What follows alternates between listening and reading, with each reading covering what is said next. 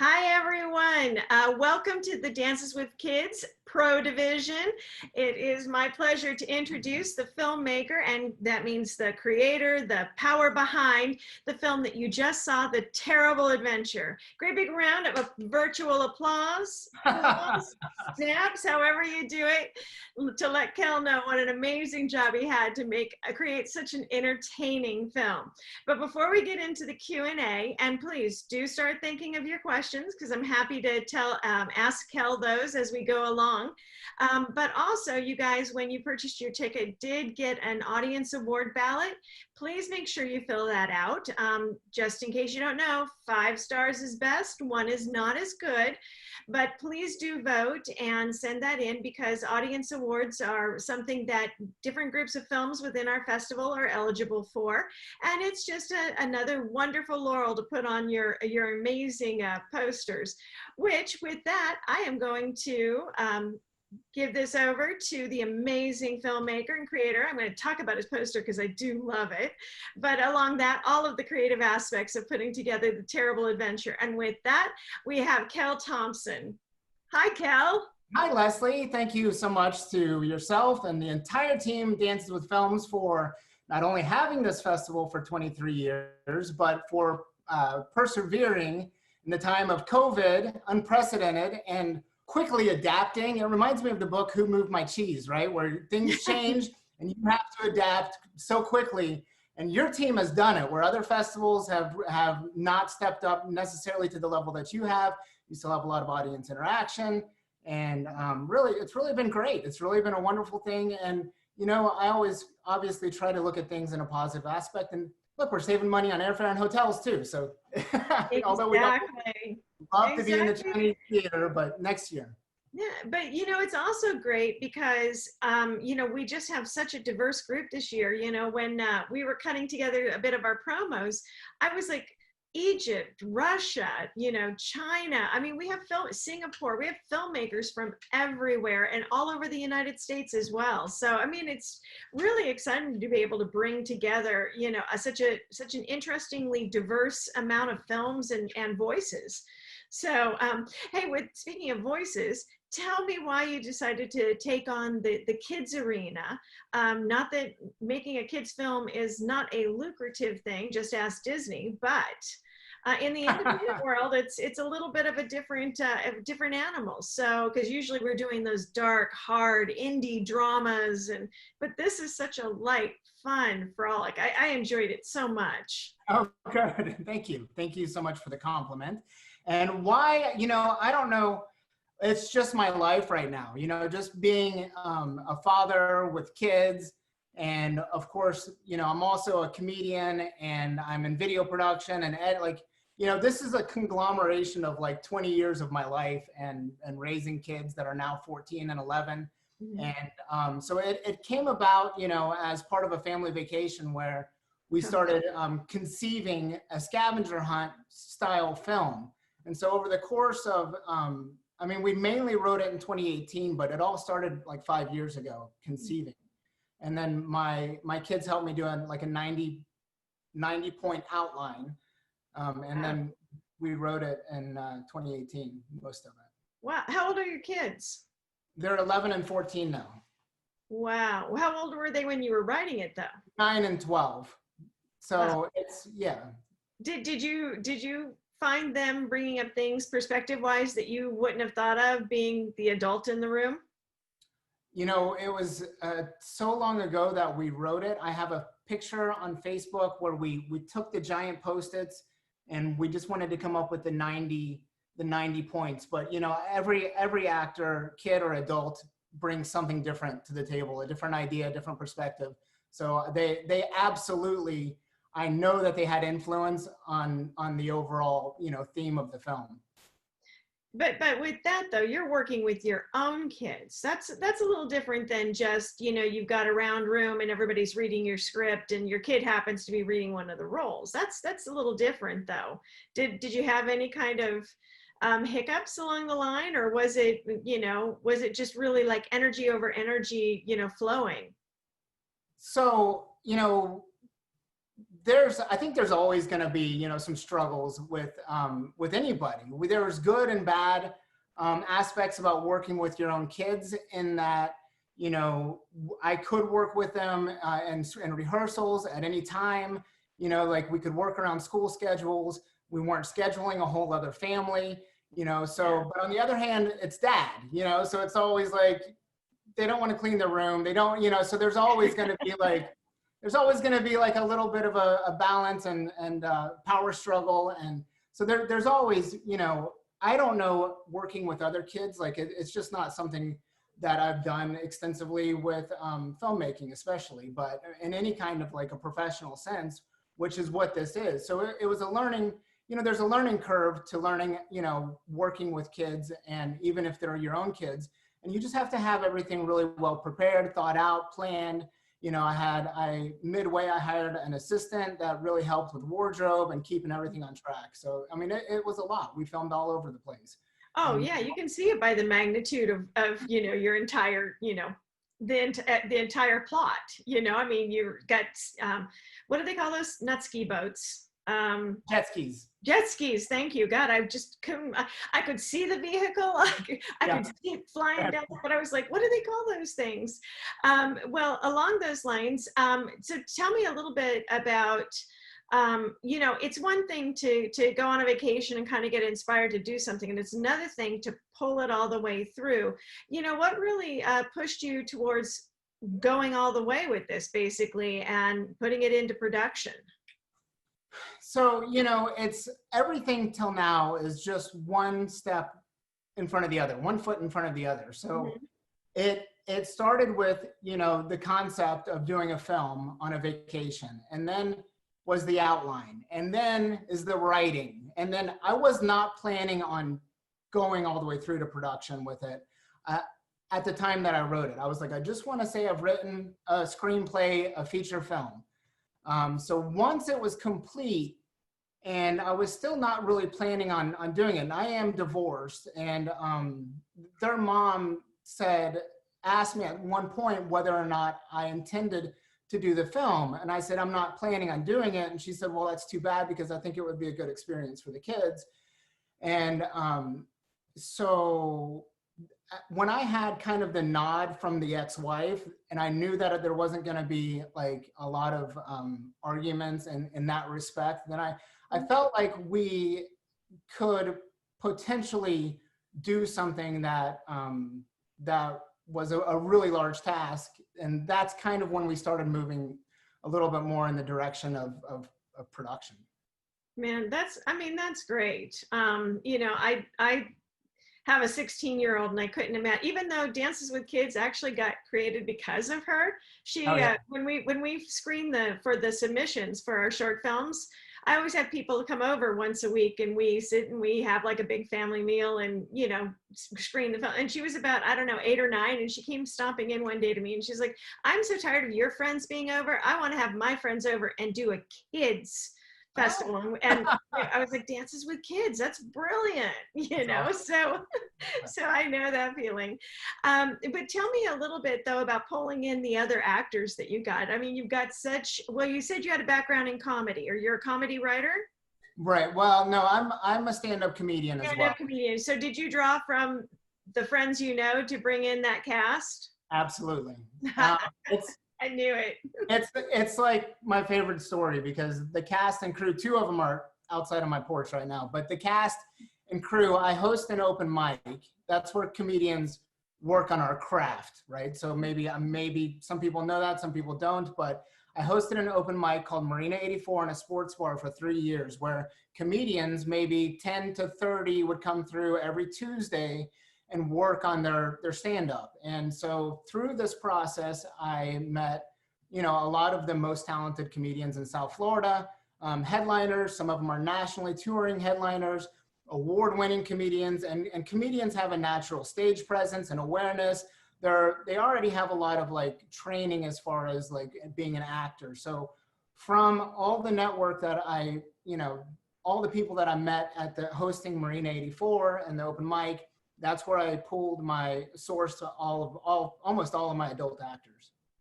Well, I think comedians make some of the best actors. I mean, the late Robin Williams, for example. I mean, just tremendous. I mean, there's such a depth, out of a lot of comedy comes out of a lot of tragedy in your own heart, and it pulls Absolutely. from very dramatically. Yes. Yeah, you have a bunch of questions. Oh, including "Are you single?" from Marissa. I don't know if that's one that we're going to put on here. Yeah, I'll answer that. But from Nicole, how did you select all these locations, and did you have to pay for them? Yes, we did have to pay for them. However, we always asked. We did the independent film push, where we kind of, explained to them what we're doing, asked for discounts. We did really well with locations. Oh yeah. The castle was a little bit expensive, but like the southernmost point, mainly what we had to pay for was the travel. Like that was the lodging, staying at each of these places for like a long weekend, 4 or 5 days. That was more expensive than even like the biplane when we filmed in Islamorada. That was, no, Key West, sorry. We make it look like it's Islamorada, but we did that 2 planes. We filmed in that guy's, Billy's hangar for 3 or 4 days. And we only paid for 1 flight and 1 other flight because I was filming. It's one of the most brilliant parts of the filming because I was in the other plane.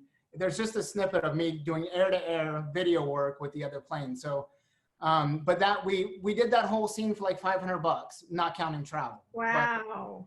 But once we got there, all the comedians and the people that we worked with were so charming that people loved having us. They literally loved having us around, and they would open up like whatever they were doing and let us do it. Theater of the Sea let us come in without having to pay anything. They were very happy to have us there. It's a really nice sort of an amusement. SeaWorld Park down in Islamorada. So, and this was all in Florida, right? It's all in Florida. Yeah. All in Florida. Did you have to worry about, because I mean, we know how temperamental the weather can be there. Did you pick that nice prime time or to film? Oh, we filmed for so long that it's just there wasn't.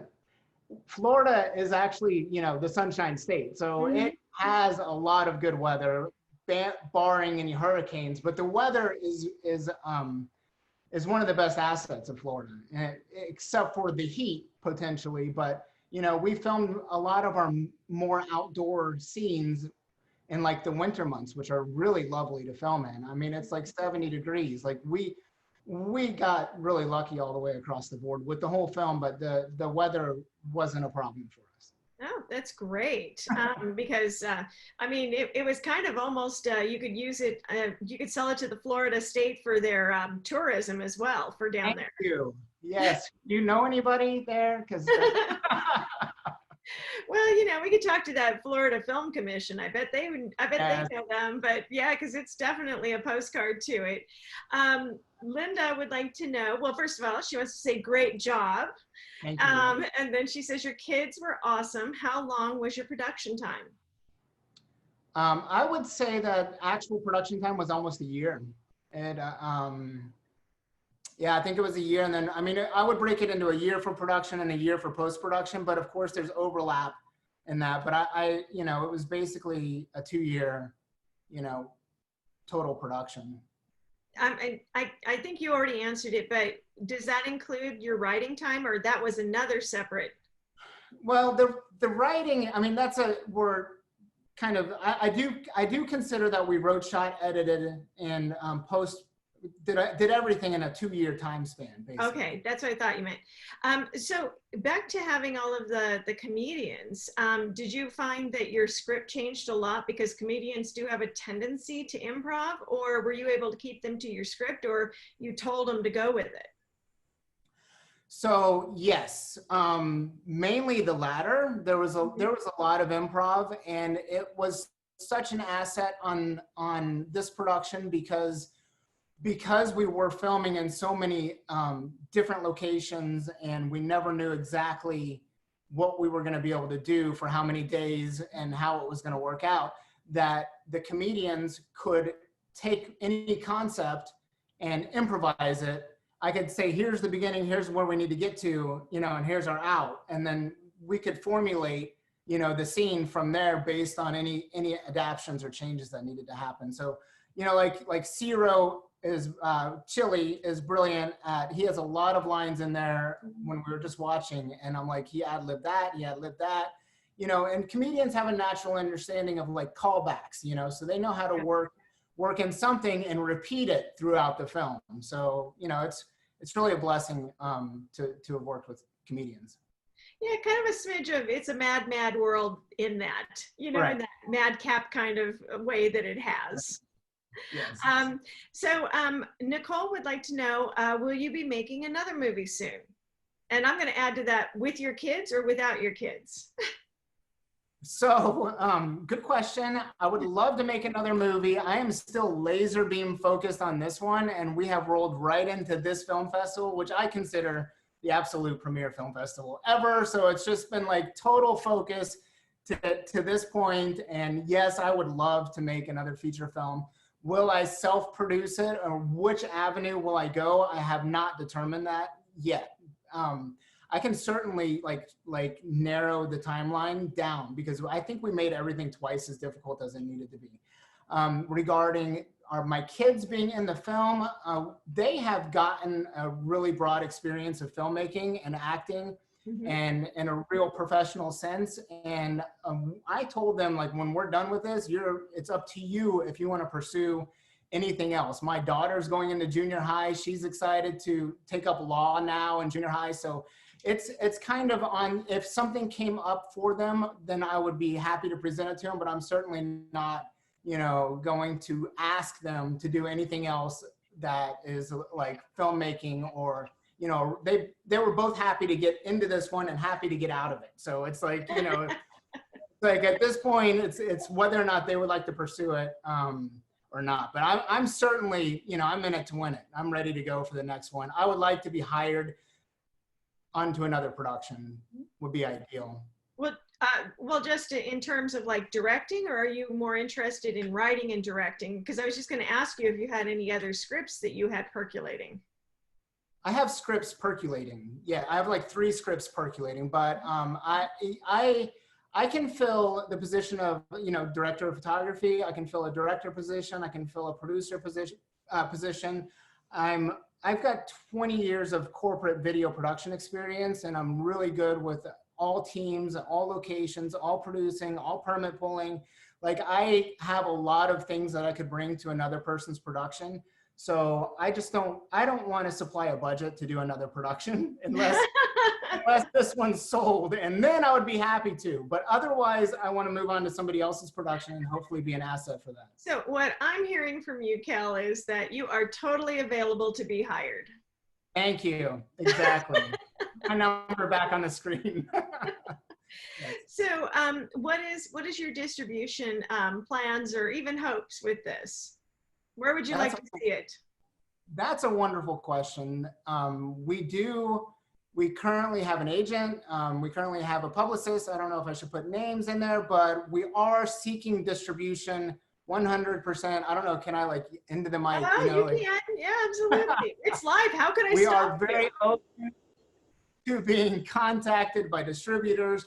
Our distribution plan is 100% Dances with Film, exposure from Dances with Film, and then get distribution from there. And it's a kid's film. It's PG. It's family friendly. It's got a big message about, tackling big goals. And it's just really, I think it could fit in so many places, and we're open to discussions with anybody. And it's fun. What a thing. Well, with that, I'm gonna wrap this up. I'm gonna say again, thank you to Kel and your entire team and your kids. Make sure you tell your kids. Absolutely. Thank you so much from us over at Dancing with Films, and to all the people that we're broadcasting to all around the world who's watching. And thank you. Do keep making more films and keep that creative, those scripts percolating, because I have a feeling there's a lot more fun ones coming from you. So, and thank you guys again, and you guys keep doing what you're doing, and we'll keep doing what we're doing, and will be great. You got it. Well, again, I'm going to remind everybody you do have that awards ballot, so please do feel free to go ahead and rate the movie. 5 is best, 1 is not as good. We do have a second screening of this coming up. When is it, Kel? You'll remember probably better than me. Next Sunday. Next I Sunday. believe it's 11 a.m. your time, which would be 2 p.m. Eastern time. We have to double check the time zone. I know I've done more actual like figuring out what time like a film is going to be in Australia, Singapore than I ever thought I was going to before. So with that, I say thank you guys for joining us. We have films all the way, as you can see, with Kel all the way through next Sunday, September 7th, not tomorrow, but the week from that. Lots of great films of all sorts of varieties. So please do come back, go to dwfla.com and check it out. Thank you again, Kel, and I will see you. Come visit us. We can go over to the lobby and be there in case anybody wants to drop in. It is an absolute free. Go to dwfla.com, go hit the lobby. We'll be down there if anybody wants to congratulate Kel in person or ask any other questions that I didn't think of. And with that, thank you. That's all right. Thank you to all the viewers that came out. All right. Do I hit leave? I guess so. Yeah.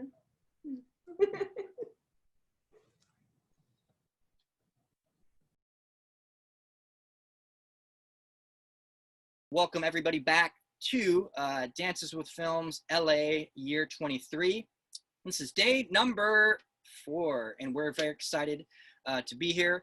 Right now I am bringing to you Kel Thompson from the movie The Terrible Adventure, and we'd love to dive into his mind a little bit and find out what's going on with his movie and give you something to consider. So Kel, even though I literally just said it, because it's good for you, just tell us your name and what you did on the film. Sure. Well, my name is Kel Thompson. It's short for Kelly, but I go by Kel Thompson. I am the writer, producer, director, and editor, chief bottle washer for The Terrible Adventure. Feature film. It's part of the Kids Pro edition and Dances with Films. And tonight, right this moment, is the start of our world premiere. And we're so thrilled to be here. All right. And tell us a little bit about your film. I like to describe it as Planes, Trains, and Automobiles meets Home Alone. So it's basically an adventure where 2 kids set out to solve the most complicated contest in the world put on by a billionaire named Billy Bob Branson. And he realizes how he's contributed to things like global warming and environmental change and things of that nature, and sets up a contest in order to help solve some of the problems of the world. It's distributed via his company, which is an ice cream company. So our bad guys are 2 ice cream men. The mayhem ensues between the kids trying to solve the contest and the ice cream men trying to foil them at every turn. Yeah, gotta have the baddies stopping the good guys from doing something, obviously. That's good. Where did you shoot this? So we shot, I'm so sorry, my film is starting right now, and I've got 100 people that are trying to tell me that I said, tell me that it starts! So they're all messaging me now that it's starting, or with any tech problems, they'll be messaging me too. So I don't know how to turn that off, but we shot it all across South Florida. We shot it from Key West at the southernmost point, all the way up to St. Augustine, which there's a great castle there called the Castillo de San Marcos. We shot in a hang glide field. We shot at the Gold Coast Railroad Museum, where we actually have a train scene. And we shot on the trains and, like I said, the hang gliding, and then some of it's filmed in Boca Raton, Florida. So we shot all across South Florida. Well, all across Florida. Wow, and then that's where you're based out of. That's where you're from, is in Florida. Right. I live currently in Pompano Beach, Florida. Yep. So cool. And and Kel, what inspired you to do this film? You know, the beginning of the film was on a family vacation where we started traveling, and we kind of did a haphazard short that was based on a scavenger hunt. And so we came up with a contest on a family vacation, and then it evolved from there, where my kids helped me outline the film. We did the 90 bullet point outline, and then eventually that 2 years ago, turned in the summer of 2018, turned into a full feature. And so that was kind of it. And then we obviously wanted to, tackle some big concepts like, well, they're all like many problems like in the world are addressed in a comedic way in the film. So the underlying goal of the film is really to start to cultivate a conversation with the next generation about, bringing forward, leaders that can help address world problems in a effective way. So it's a comedy, but it's got sort of this big, sort of lofty concept behind it. Oh, okay. And I'm curious, you mentioned like the billionaire in the film has the last name Branson. Is there any correlation to Richard Branson in real life here? There's not like a direct correlation, but I did kind of borrow the name. That's a good pickup on your part. But obviously Richard Branson is awesome, and our billionaire is sort of he's sort of like your prototypical, he owns a big business and he's polluted haphazardly, and then he wanted to kind of right some of the wrongs. His realization is a hurricane that takes out his island home, and which I think Branson had something like that. He's lost an island home, but that's just more of a coincidence. But it's our billionaire is separate, but we did like the name. And there was a thought for a little while about asking Branson if he'd be in it. And in fact, I did email Branson and asked his team, and they said no. But it was a one-day shooting. You got to try, Yeah, hey, what do you got to lose? You don't ask, and it's never going to happen. Might as well try. All filmmakers know that, right? Yeah, absolutely. Absolutely. That's so cool. That's so cool. Were there any particular challenges or hills that you'd say you had to climb to bring this to life? Well, I would say the whole thing was filled with challenges and hills to bring it to life. I mean, I think any feature film probably has similar obstacles, but we had a lot of locations. When you write a feature film, I wasn't necessarily planning on actually producing this film. I did write it for my kids and for some other lead characters that I knew. I work with a lot of comedians here in South Florida. And so I had the ideas in my head for who I wanted in it, but I just wanted to actually accomplish writing a feature film. And you want to write something interesting. You want to put characters in it and places and locations. You don't want to scale it back so that it's something accomplishable. Like if you're just going to write, then you want to make it a good story, right? And so that was my initial goal. And then once I finished writing it, and I wasn't actually going to try to produce it, but I had talked to my kid's mom, and we're divorced, and she had said that I should go for it. And so I knew that if I had a blessing from my ex-wife, then maybe we could kind of start to pull this off. So we started moving towards pre-production at that point. All right. And so, yeah, so the, every place and every location brought about its own set of, challenges and, things that we had to, like we would get permission from a location, but you never know exactly what you're going to be able to film. And so you have to be able to make some adjustments at each place. Cause we were filming at places like the southernmost point, like it's a historic landmark, and I had written it where a jet ski comes up to the southernmost point, and there's like a Navy base right next to it. Like I didn't know if that was going to be something we could pull off, but we did. But you never know exactly what or how you're going to be able to pull it off as an independent feature film. And if you're going with like really sort of famous locations and such.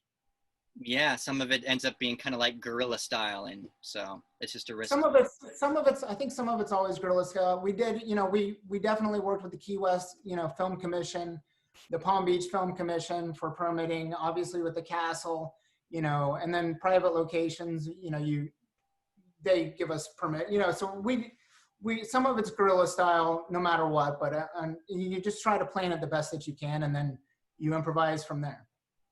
Right on, right on. Well, Kel, we look very much forward to your film premiering. I believe you said it's premiering right now, so we're excited that it's happening right now. and we look forward to talking to you some more after the film. Obviously, there will be a Q&A. Someone will be doing a Q&A with you, and we'd love to hear more about your thoughts and things like that after the film finishes running. And please continue to join us we got a whole slew of great films. Ladies and gentlemen, again, this is day 4, so we've got 7 more days of awesome, tantalizing, mesmerizing films that will grip you and make you wonder how they put this together and push the envelope. So again, Kel, thank you for joining us. Kel from The Terrible Adventure, and we will talk to you again soon. Thank you, Jose and Dances with Films, for continuing this during these times, and for taking the time to interview me. Appreciate it. Absolutely. We're doing the best we can. All we can do. Thanks, Jose. You bet. Have a good one.